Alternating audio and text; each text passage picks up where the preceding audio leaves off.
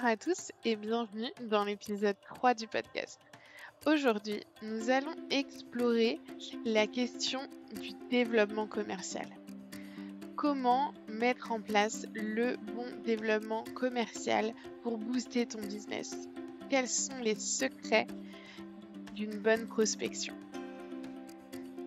Je suis Marine, consultante RH et facilitatrice de succès pour les indépendants passionnés et j'accueille aujourd'hui Stéphanie, notre experte du jour.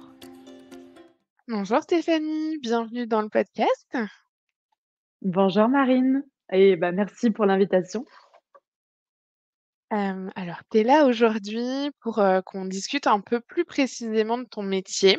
J'ai bien hâte de le faire découvrir parce que c'est souvent une compétence dont on me parle beaucoup et il y a beaucoup de monde qui pense ne pas du tout avoir cette compétence et se mettre beaucoup de freins justement sur ce point. Donc, j'ai vraiment hâte que tu nous en dises plus et que tu puisses nous donner tes conseils, tes tips pour justement progresser dans le domaine. Mais avant tout, est-ce que tu peux commencer par te présenter? Oui, bien sûr Marine. Écoute, moi je suis, freelance commerciale depuis, mai 2023. Donc mon rôle, c'est d'accompagner les entreprises dans leur développement commercial, que ça soit sur la partie prospection externalisée ou en accompagnant, les commerciaux et les managers commerciaux à développer leur stratégie commerciale et leurs compétences en prospection. Et en parallèle, j'accompagne aussi, les solopreneuses à prendre goût à la prospection pour développer leurs ventes.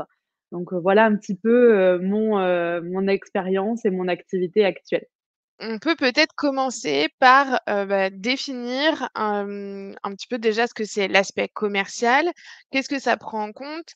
Qu'est-ce que ça englobe finalement dans la vie d'une entreprise? Qu'est-ce qu'on met dans toute, cette dénomination? Et qu'est-ce que l'aspect commercial finalement cache un peu, dans notre métier?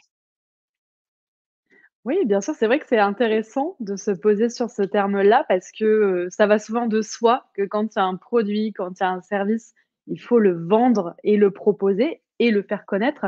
Donc sur tout ce qui est commercial, on va dire, imaginons, toi aujourd'hui, tu as, ton entreprise, tu développes ton service ou tu développes ton produit.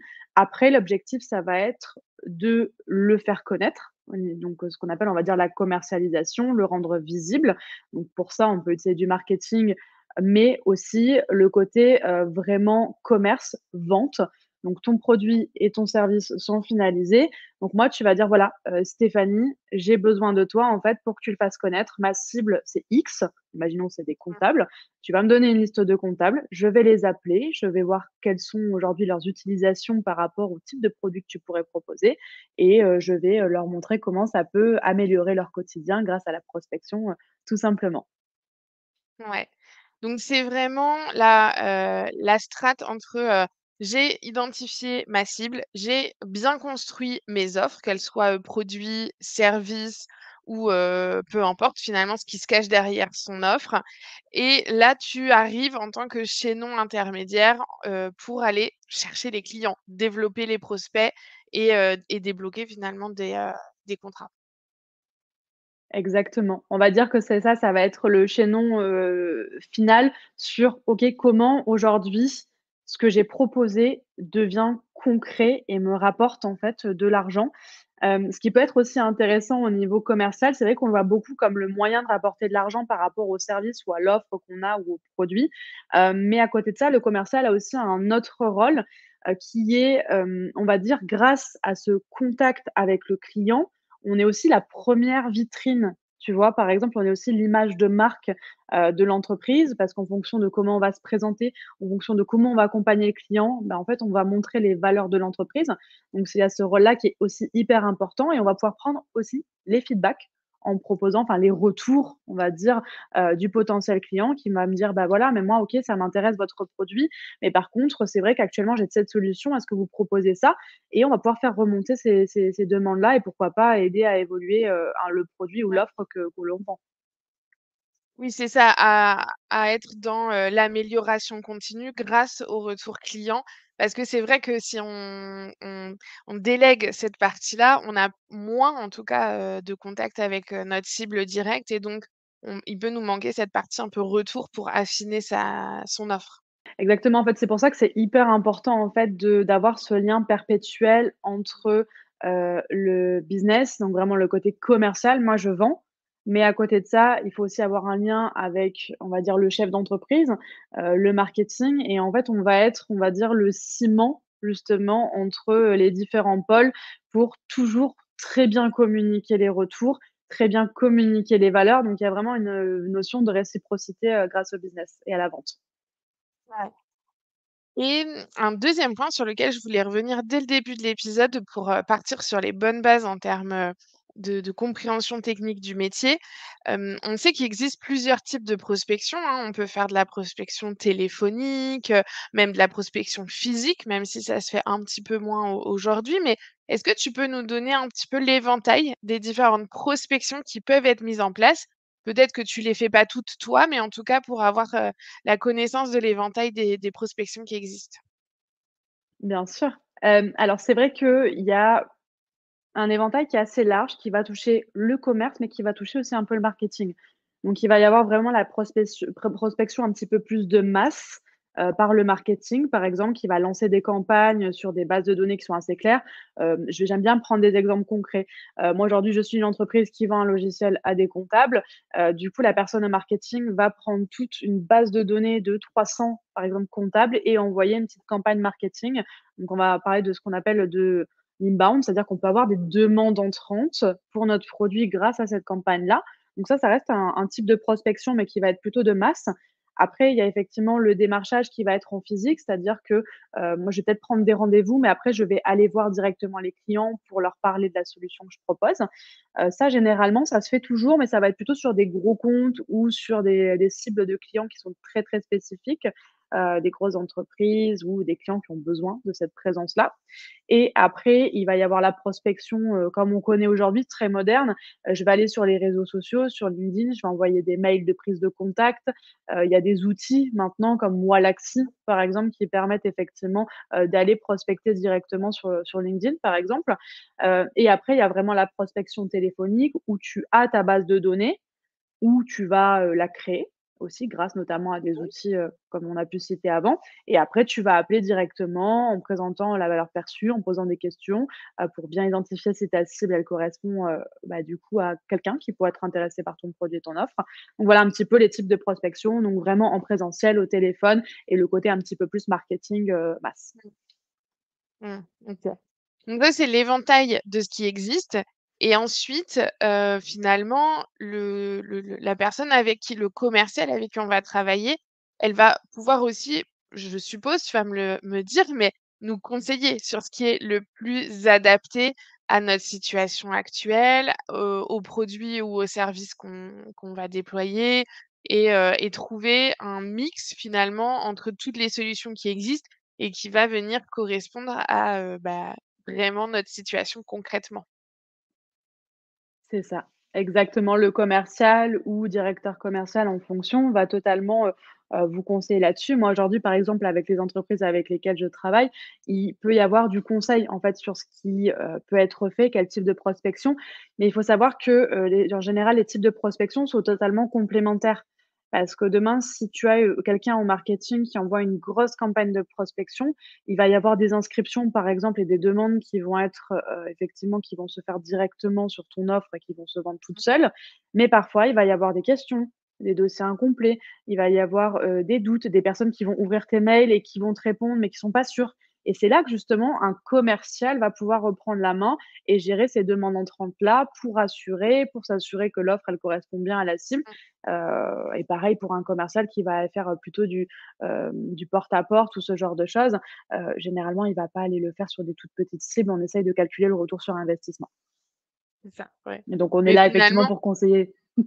oui, finalement ça rejoint en fait plein de métiers et c'est tout l'intérêt aussi de déléguer à des experts. C'est que, la solution elle est pas unique, elle est pas, écrite, la même pour tout le monde et duplicable. Elle va dépendre de notre situation, personnelle et devoir s'adapter exactement à ce dont on a besoin et puis aussi elle évolue. C'est-à-dire que c'est pas parce qu'aujourd'hui c'est cette solution qui nous convient le mieux que demain, ce sera toujours celle-là et c'est voilà tout l'intérêt de travailler avec quelqu'un qui est expert dans son domaine et qui va connaître, l'intégralité de ce qui peut être fait et potentiellement aussi les imbrications avec d'autres métiers. Tu parlais du marketing, mais effectivement, peut-être que si aujourd'hui on doit déployer une solution, de mailing, auprès d'une cible large, on aurait besoin en complément, de ton accompagnement, peut-être d'un accompagnement d'un, rédacteur, pour aller, avoir les bons textes percutants ou,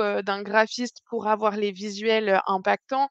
Bon voilà, on peut aussi, devoir, un peu imbriquer finalement les compétences les unes dans les autres pour trouver la méthode qui nous convient à aujourd'hui, en tout cas. Et oui, il y a cette spécificité-là, effectivement. Chacun a son domaine d'expertise, mais en fonction de son expérience, en plus, en étant externe. Moi, je sais qu'en tant que freelance, du coup, je vois énormément de profils différents. Il va y avoir des solopreneurs, solopreneuses, il va y avoir des entreprises qui sont en cours de levée de fonds, il va y avoir, vraiment, une entreprise, plutôt une TPE, des PME et du coup, en fait, on voit plein de domaines différents et petit à petit, ça permet en tant qu'expert externalisé d'avoir un maximum d'expérience et par la suite d'avoir un gros impact conseil et aussi pourquoi pas déjà de connaître d'autres experts à conseiller pour l'entreprise dans laquelle on arrive. Donc, Mmh mh. il y a une force de frappe qui est hyper importante et hyper impactante, effectivement dans ce sens-là. À partir de quel moment, on te contacte pour se dire, «OK, là, je pense que j'ai toutes les clés en main, ça y est, on peut débloquer la partie, prospection commerciale»? Heu, à partir de quel moment on peut se dire: «C'est bon, là, j'ai ce qu'il faut»? Hem, Ça va dépendre. Moi, par contre, très particulièrement, moi, je fais surtout de la prospection téléphonique. Je Ouais. fais un petit peu de mail, mais ça, c'est pas, niveau marketing.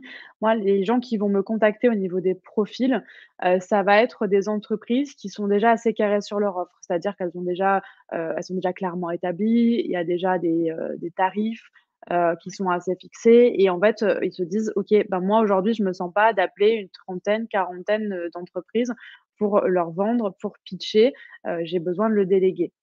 Et dans ces cas-là, soit ils souvent moi je travaille plutôt avec des entreprises qui ont des bases de données déjà établies, donc qui ont récupéré sur des sites. Donc là, je peux donner quelques noms parce que c'est assez important. Ces entreprises-là vont chercher sur, Paper, sur Société Info, elles vont récupérer des bases de données sur Wallaxy et grâce à ces bases de données-là, elles vont me la confier et je vais pouvoir appeler. Donc ça va être vraiment à partir de ce moment-là qu'il va y avoir la commercialisation et après il y a une autre partie au niveau commercial freelance aussi qu'il faut bien prendre en compte, c'est la partie plus stratégique. Donc par exemple, aujourd'hui, il y a une entreprise qui commercialise déjà, qui a déjà des forces de vente, mais qui a du mal à débloquer la situation, qui a des commerciaux, par exemple, qui sont pas encore, on va dire, à l'excellence par rapport à la vente ou des managers commerciaux qui ont du mal à s'organiser. Là, à ce moment-là, on peut aussi me contacter pour refaire de la formation commerciale ou aller structurer un peu une équipe commerciale, notamment sur de l'organisation, sur, des côtés un peu humains et cetera. Donc il y a Oui. vraiment ces 2 biais-là à partir desquels on peut me contacter. C'est quand même pour revenir un petit peu sur finalement ce qu'on a dit au début, il faut être déjà structuré, il faut avoir une offre qui soit claire pour que toi tu puisses bien la prendre en main et bien la vendre derrière. Parce que si on te contacte finalement entre guillemets «trop tôt», même si, jamais trop tôt à mon sens, mais, finalement si on te contacte un peu trop en amont dans l'élaboration du projet, ça va pas être suffisamment clair et donc les retours sur investissement seront pas pas suffisamment pertinents par rapport à l'investissement. Parce que comme l'offre n'aura pas été suffisamment bien claire, elle sera trop compliquée à vendre. Exactement, sur la partie vraiment purement, commerciale, ça va être trop compliqué et moi, j'ai déjà refusé des potentiels clients parce que j'estimais que je ne pouvais pas, mesurer mon impact. Parce que je leur ai dit: «Moi, je veux bien vous accompagner, votre produit, je le trouve très chouette, mais aujourd'hui, vous n'êtes pas sûr de quel est votre objectif, vous n'avez pas forcément la base de données, vous avez encore des doutes et du coup, je sais pas, en fait, sur quoi me baser. Donc c'est soit je peux vous accompagner un peu plus sur la stratégie, mais dans ces cas-là, on se le dit, mais sur la prospection pure, ouais, il y a besoin de cette base-là. Ou alors je vais travailler avec des solopreneuses et en même temps que je vais leur créer leur pitch, je vais pouvoir les coacher un petit peu sur l'aspect commercial, sur leurs tarifs et cetera. Mais ça encore, c'est un autre offre et on n'est pas vraiment sur du freelance commercial purement comme ça. Il y a une question qui revient très souvent, parce que c'est un terme qu'on voit, beaucoup passer quand on parle, commerce et je pense que c'est bien de revenir aussi un petit peu sur ce terme précisément. Quand on se renseigne et quand on veut commencer à construire un peu sa démarche commerciale, on voit tout de suite passer: «Il te faut un bon CRM». Mais qu'est-ce que Mmh. c'est un CRM? Le CRM, alors je c'est le nerf de la guerre, mais c'est important de le définir. En fait, le CRM, c'est un logiciel dans lequel tu vas mettre les gens à qui tu as envie de vendre, en gros, et ceux à qui tu as déjà vendu. En fait, tu vas faire du suivi clientèle et du suivi de tes prospects. Je reprends encore le même exemple, je suis une entreprise, je veux vendre à des experts comptables, je vais récupérer une base de données, je vais mettre toute cette base de données dans un logiciel, et le commercial, son rôle, ça va être d'aller sur ce logiciel-là, d'appeler grâce à cette base de données et surtout de mettre à jour les fiches du CRM. Comme ça, moi, encore en tant qu'entreprise, justement, tout à l'heure, on parlait d'excellente communication, de réciprocité dans la communication. Je suis dirigeant, demain, j'ai un commercial, même si je suis dans une TPE, je vais sur ce logiciel-là, je sais exactement où en sont, chaque prospect et aussi, c'est important de le dire, il y a des démarches commerciales aussi après la vente. Donc là aussi, ça me permet, moi, de suivre les gens qui ont acheté la solution, de savoir comment ça se passe et de faire du suivi client aussi. Voilà, en gros, c'est un super pouvoir, pour se rendre compte du potentiel, de business qu'on a et pour faire du très bon suivi de nos clients. Ouais. Donc c'est une base de données finalement, c'est tout simple, hein, derrière ce grand acronyme, en plus qui est un anglicisme donc voilà, tout simplement, c'est une base de données dans laquelle on va compiler toutes les informations concernant nos prospects et nos clients et le suivi finalement de ces clients, voilà, si ça peut être des gens qui vont réacheter, des gens qu'il faut fidéliser, des gens sur qui il faut Mmh. peut-être faire un peu de customer care pour, les garder proches de nous. C'est tous ces suivis-là qu'on va pouvoir, inclure dans notre base de données. C'est exactement ça et au-delà, de ça aussi pour une entreprise, ce type de base de données-là et de logiciel est aussi intéressant pour faire le suivi de leurs équipes commerciales quand ils en ont déjà.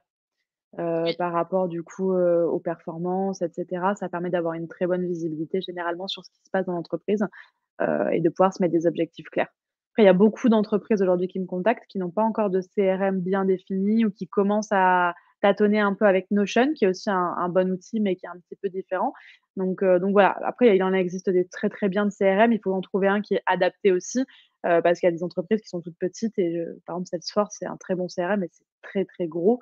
C'est pas forcément nécessaire quand on a, 2 commerciaux et qu'on est une entreprise de moins de 10 personnes. Après, il faut choisir le bon CRM aussi. Oui, c'est ça, c'est qu'il faut adapter son investissement dans l'outil à la hauteur de ce dont on a besoin parce qu'effectivement, si on est, je sais pas, coach avec, 4 clients par mois, effectivement, Salesforce, a priori, va être beaucoup trop gros, même surdimensionné et donc un investissement qui n'en vaut vraiment pas la peine. On n'arrivera pas à voir le retour sur investissement de ce qu'on aura déboursé. Exactement, le retour sur investissement, toujours le nerf de la guerre aussi. Donc un Notion, quand on est coach et qu'on a effectivement, 4 clients, c'est très, très bien aussi en alimentant, en ayant ses marques. Le CRM, faut qu'il nous ressemble en fait, donc c'est hyper important. Effectivement, le CRM, il faut pas oublier, ça c'est quelque chose que je redis souvent aussi, mais c'est un outil. Donc en fait, il va n'être que ce qu'on en fait et donc si à l'intérieur, on a juste noté tous nos prospects, mais qu'on ne le met jamais à jour, ben, on va pas pouvoir faire de suivi de métriques. Si on ne met, que, une donnée tous les 6 mois, on n'arrivera jamais à rien à en faire, il nous servira pas. Donc il faut vraiment le prendre, à l'inverse et se dire: «C'est un outil, qu'est-ce que j'ai envie d'en faire? À quoi il va me servir?» pour l'implémenter de la bonne des manières et de la bonne façon. C'est ça, exactement, c'est hyper important d'avoir un CRM qu'on suit. En fait, selon comment on veut suivre les clients, il faut suivre le CRM de la même façon. En fait, il y a quelque chose qui est très vertueux à ce niveau-là et c'est pareil, un CRM comme il est aujourd'hui, demain, il sera peut-être différent parce qu'on va pouvoir le personnaliser, se dire: «OK, bah, là, j'ai une nouvelle offre». Bah, potentiellement, du coup, quand je vends déjà à un client, j'ai besoin de rajouter une petite case en plus dans mon CRM parce que je veux l'identifier, ce qui pourrait potentiellement être intéressé par l'offre que je suis en train de construire, que je vais vendre dans 6 mois. Donc il y a beaucoup de choses aussi à faire là-dessus. Après, là, on part dans le domaine plutôt de la vente additionnelle, donc du coup aussi, qui est quelque chose qui est passionnant aussi. Mais effectivement, voilà, le CRM et ce qu'on en fait et il faut le remplir pour que ça fonctionne. Sinon ça sert pas. C'est sûr qu'un CRM vide, va pas faire, beaucoup de métriques à la fin pour nous aider dans nos bilans et dans, fixer les objectifs, qui viennent par la suite ou l'année suivante, ça servir à grand chose. Exactement. Hem Pour, bah, les justement un peu les entrepreneurs, qui nous écoutent là et qui, alors soit sont en début d'activité, soit s'étaient pas vraiment jusqu'à présent penchés sur cette partie développement commercial, et c'était plus, étaient plus restés sur le côté peut-être marketing de la partie commerciale. Quand on veut se lancer dans du démarchage et dans de la prospection, par quoi est-ce qu'on commence? C'est quoi la bonne manière, de se lancer proprement?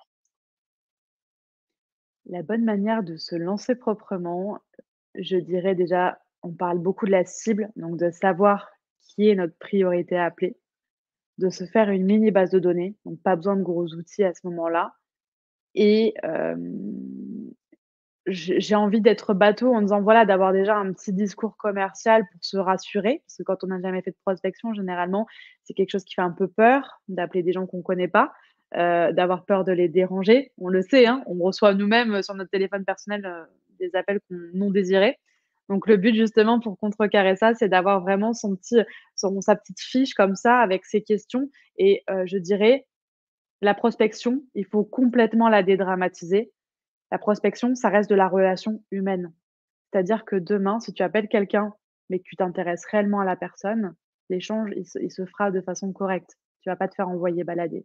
Et si tu as vraiment peur et que tu sais pas par quel bout prendre justement cette prospection-là, bah, fais-toi accompagner. En fait, c'est comme tout aujourd'hui. C'est vrai que la prospection, on en fait quelque chose presque où il faut pas forcément se former, où c'est pour toi ou c'est pas pour toi. Est-ce que tu es fait pour ça? Est-ce que du coup tu délègues forcément? On peut totalement tous se former à la prospection. C'est comme, du au marketing, c'est comme, à la création de visuels. Il faut se former sur la prospection et donc soit on se forme et surtout d'oser prendre son téléphone, tester. Pour te donner un ordre d'idée aujourd'hui, parce que là, c'est vrai qu'en en parlant comme ça, je pense beaucoup à de toutes petites entreprises ou même des solopreneurs, solopreneuses.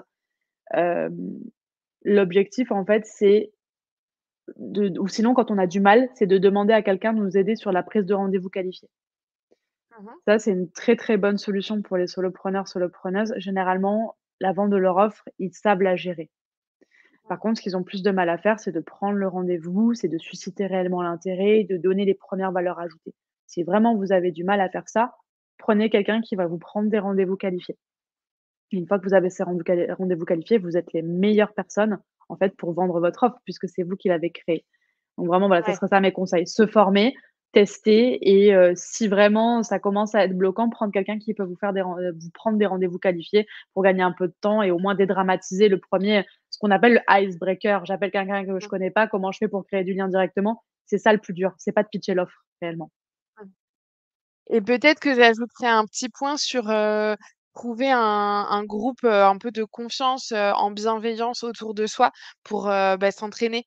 D'autres entrepreneurs, autour de nous, dans un réseau, dans un voilà, quelque chose, de bienveillant, où on va pouvoir venir tester son pitch, le répéter, le répéter, le répéter et finalement que ça devienne quelque chose de très fluide, très normal, très limpide pour nous et donc il y a, voilà, plus de pression à avoir en rendez-vous commercial. Exactement et au-delà du pitch aussi, c'est aujourd'hui, quelles sont les questions que tu prépares? Parce que c'est vrai que le pitch, on en fait quelque chose de: «Je fais un pitch commercial, je suis beaucoup dans l'affirmation, dans la confiance en soi» et cetera. La vérité pour vendre ton offre, c'est pose des questions à la personne. Oui. Parce qu'en fait, si tu lui poses des questions et que cette personne-là, tu l'amènes à savoir réellement comment tu peux l'aider, une fois que tu vas lui dire: «Ben, en fait, ben, toi, tu m'as dit ça, ça, ça, ça. Ben, aujourd'hui, mes clients, c'est exactement, ton profil, en fait et du coup, je peux clairement t'accompagner à tel objectif. Est-ce que tu veux qu'on en parle?» Et en fait, ça paraîtra beaucoup plus naturel, au-delà du fait de pitcher, de dire: «Bah, moi, j'ai la meilleure solution, moi, j'ai ci, moi, j'ai ça». Non, c'est intéresse-toi. C'est que je vais faire un parallèle qui est bizarre, mais c'est comme quand tu veux te faire ami avec quelqu'un. Si tu parles que de toi, la personne, elle va te dire: «Salut, on sera jamais amis». Par contre, si tu commences réellement à lui poser des questions, à t'intéresser Oui, à elle, là, par contre, tu vas créer du lien. Donc voilà. oui, oui, l'écoute active, c'est hyper important en rendez-vous commercial. Exactement. Cool.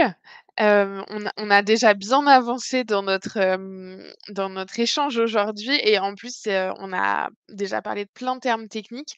Peut-être là, ma question, ce serait, une, justement une anecdote que tu pourrais nous raconter pour dédramatiser un petit peu, cette prospection commerciale?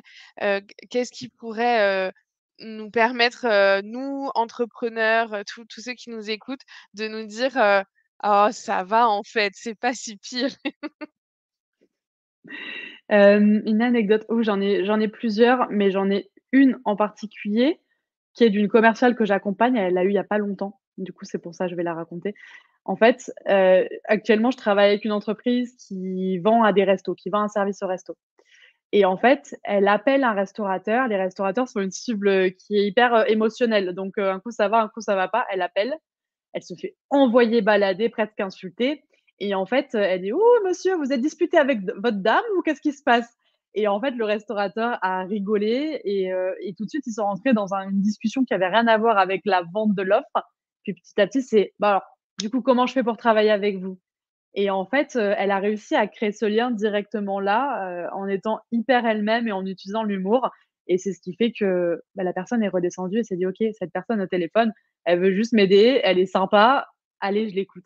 Et ça, c'est une anecdote et j'en ai plein, de ce type-là, que j'ai pu vivre, par rapport à mes 8 ans d'expérience et ça revient souvent, en fait. Même la secrétaire parfois qu'on a qui est un petit peu, bah, dans le rush parce qu'elle est en train de gérer plein de choses et puis qui nous envoie balader et on lui dit: «Mais en fait, moi je vous propose de gagner de l'argent, il y en a, ils jouent au loto pour ça. Est-ce qu'on peut discuter 5 minutes?» Et en fait, ça fonctionne. Donc vraiment, enfin, j'ai envie de dire, soyez vous-même, quoi et osez parce que ça fonctionne bien et ça change un petit peu des: «Bonjour, c'est pour votre fournisseur d'électricité, vous payez combien actuellement?» Ça, on n'en veut plus. On veut de l'humour, on veut de la personnalité et c'est grâce à qui vous êtes, en fait, que les gens Mmh. achètent. Donc c'est hyper important. Et puis dédramatiser un petit peu les retours qu'on a. En fait, en face de nous, on a des humains. Donc effectivement, tu le disais bien avec ce restaurateur, il a eu un coup de bourre ce jour-là, ça va pas. Et donc forcément, au téléphone, on n'est pas très bien reçu, mais pas parce que nous, en tant que personne, on n'était pas les bienvenus ce jour-là, mais juste parce que elle, en tant que personne, elle n'était pas dans la réception ce jour-là. Et le fait de dédramatiser un petit peu cette relation, nous permet de prendre aussi du recul dans les «non» qu'on va forcément recevoir quand on va faire de la prospection. C'est ça, exactement. Il faut vraiment rien prendre personnellement. Je pense que c'est plus dur peut-être pour un solopreneur ou une solopreneuse parce qu'on est l'image, de notre propre offre et de notre propre service. Donc là, c'est un peu compliqué ou même en freelance parce que tu te vends toi-même.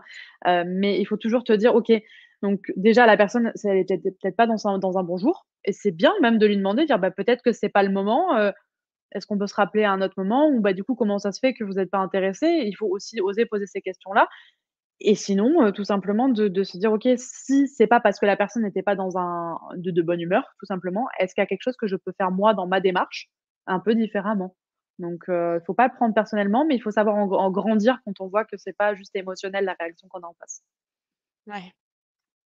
Et alors, pour terminer, dernière, question, celle de ton, meilleur conseil, celui que tu donnerais, le plus, alors vraiment, peut-être de manière globale, sans forcément viser, ceux qui démarrent, ceux qui ont jamais fait de commerce ou ceux qui sont déjà expérimentés, mais pour bien réussir quand on fait de la prospection, c'est quoi ton conseil?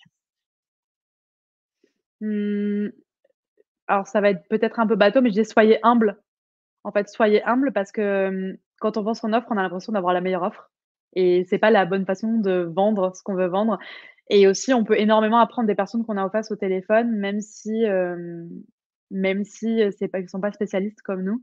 Voilà, je pense que l'humilité, c'est hyper important pour progresser en prospection parce que du coup, c'est une façon de se remettre en question, de pas prendre personnellement les choses et même d'apprendre des gens autour de nous. C'est-à-dire que des fois, nous, on va prospecter, on a des gens autour de nous qui sont hyper inspirants sur notre propre prospection, même s'ils sont pas commerciaux.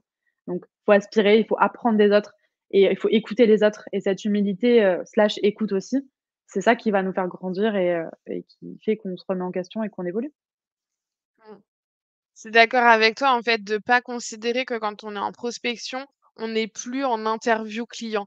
Parce qu'il y a un peu cette, démarche qui est faite et je suis dans ma démarche de bien, construire ma cible, mon offre et cetera. Je fais des interviews et puis après je switch et je ferme complètement les portes en maintenant je suis en prospection. Mais en fait, on peut en apprendre tellement, sur, sa prospection commerciale que, en fait, la porte elle est grand ouverte et il faut continuer à naviguer entre les 2 et à apprendre toutes les, choses qu'on peut récupérer de tous les échanges qu'on peut avoir avec des potentiels prospects, avec des potentiels, quelqu'un qui on pensait que c'était pas trop notre cible et finalement, ben, on apprend quand même des choses donc rester à l'écoute de toutes les opportunités.